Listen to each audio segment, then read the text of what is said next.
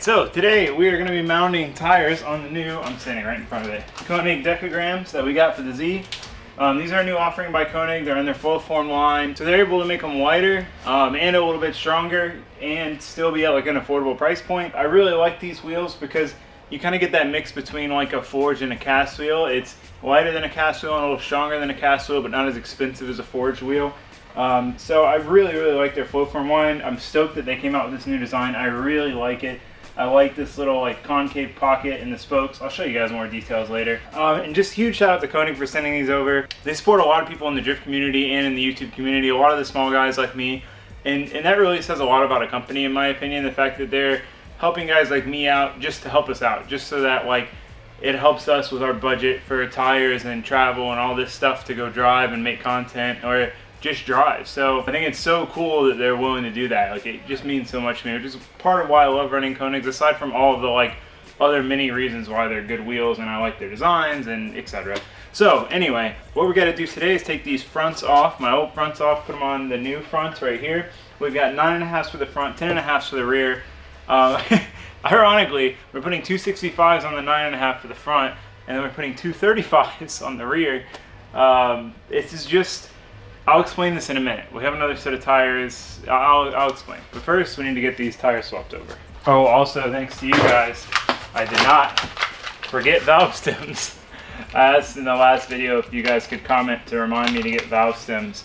And you guys, a lot of you commented, and that is literally what reminded me to get valve stems today. So thank you for that. I appreciate it. Okay. Valve stem install is pretty straightforward. You screw this little tool on, and then you just use the tool to pull it through. You kind of got to work it like left and right. I set it on the ground. Another reason I really like Konigs is because I am not careful with stuff. I'm not at all careful when I mount tires on my wheels or I mount them on my car. And most of my other wheels are all scratched up because of that. I have not scratched my Konigs up on the Vet or the Miata. Like, they have like a couple of little scratches, but from what I've done to them, they're faring pretty well. Alright, I am going to try to not scratch these up. No promises. So for those of you who have ever mounted tires before, you know how much easier it is to mount a tire like this Kenda or these Lion Hearts, just anything that's not like a race tire. All of the like really high performance or race tires normally have super stiff sidewalls, at least in my experience, and they suck to mount. Also, the lower pro it is, the more annoying it's going to be. Let's see, we'll do passenger side first.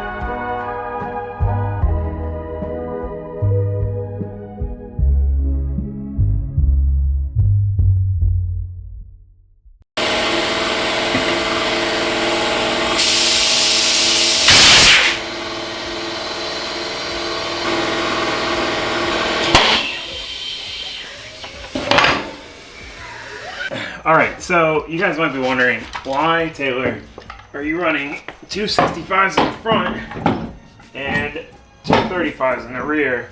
Stretch tires, you stance kid, I mean whatever, you know, whatever you guys say. Trust me, I hear you. I hear you. Alright, so I'm going to continue running 265s. There's two reasons why I went with 235s for this particular event. Well, but that's why I got 10.5s in the rear. Because I do plan on running, you know, at least 245, 255, 265, something. At 275, I have 4 275s for the skid pad. The skid pad doesn't have a ton of grip, so it's nice to have tires that, you know, have a little more grip, because it's really easy to take grip away. It's not easy to add grip. So at PBIR, it's a big, fast road course. So, you know, I don't want a ton of grip because this car doesn't make a ton of power. I'm not going to be able to, you know, wink some of the stuff if I have too much grip, or, you know, I might be able to, but it's going to be really tough. So I wanted just like a moderate level of grip. I can air them down. I can't air them down too much because they're stretched. I didn't think about how stretched they would be. But, you know, one is that I don't need too much grip. The 235s are also cheaper, which is the next reason. So we're going to do a little video on the tire cooler. So we'll do a run with the Lionhearts with and without it.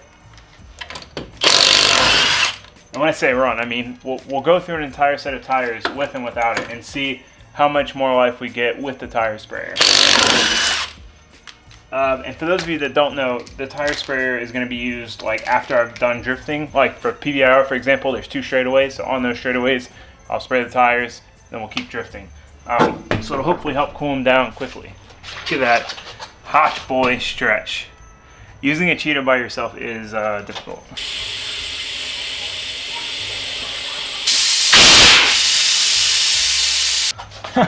So anyway, the other reason, the main reason, was I wanted to do a test comparing Kindes to another tire that was really cheap. Not just like any other tire that's in the same price bracket. We'll do that eventually.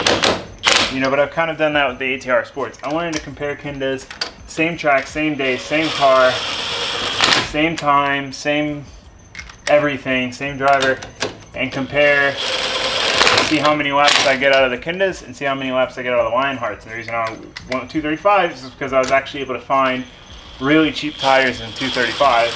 And 235 is like the smallest I'll go. So I got those Lionhearts for, I think it was 246 or 256 for 4 shipped.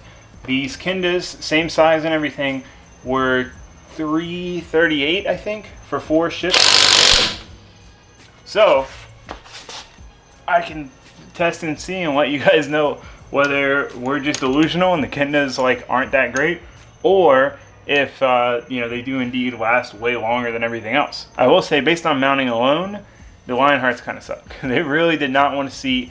They're like really stiff and like in a weird way, not like in a, they're just harder compound way, just like in a weird like crappy tire stiff way kind of thing.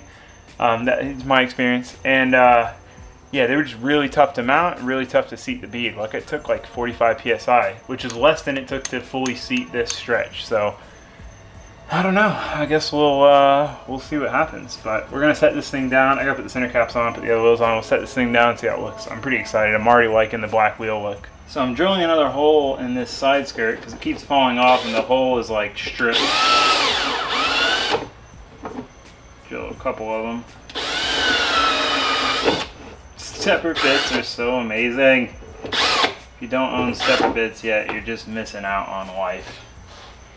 Alright, try to put it back on now. I have to say, it looks pretty sick from the back with the super wide, well offset wheels.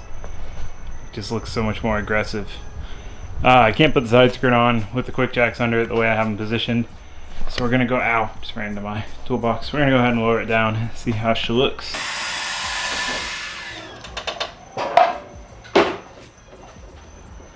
When you jack a car up and the suspension decompresses for a while, it takes a little bit of time to get it to settle back down. That's close to where it's going to be. Stretch tires look so silly without, like, you know, like being low. This thing's a monster truck. But we can't go, we could probably go maybe 245, maybe 255 before we'd start rubbing with these wheels. I'll have to update you guys tomorrow in the daylight. So I guess I'll see you guys then. Alright, well, this is what it looks like. Can we just ignore the stretch in the rear and pretend that it doesn't exist? It looks so bad, this stretch, just because my car, if my car was slammed, it would look tight. But just the cool meatiness in the front and then the stretchness in the rear, meh. Not a huge fan. But I really like the wheels. It looks sick from the back being so wide and low offset. Just makes the car look a lot more aggressive. I honestly like the black. I'm normally not a huge proponent of black wheels, but on this car, I don't know, I think it suits it more. It makes it look a little more sinister and aggressive. So as you can see, since the front's a 9.5, it has a little bit flatter of a profile, whereas the rear has this concavity. That would look sicker if I didn't have stretch tires. I really like this. They have this like machining in the spokes. I don't know if you can see it, if the light's right or not. But it looks really good. I'd love to see these in a different color. I think it would really bring out the style and design of them. But I mean, that's what she looks like. I'm digging it. I'm digging it. I guess we'll hit up a little artsy montage.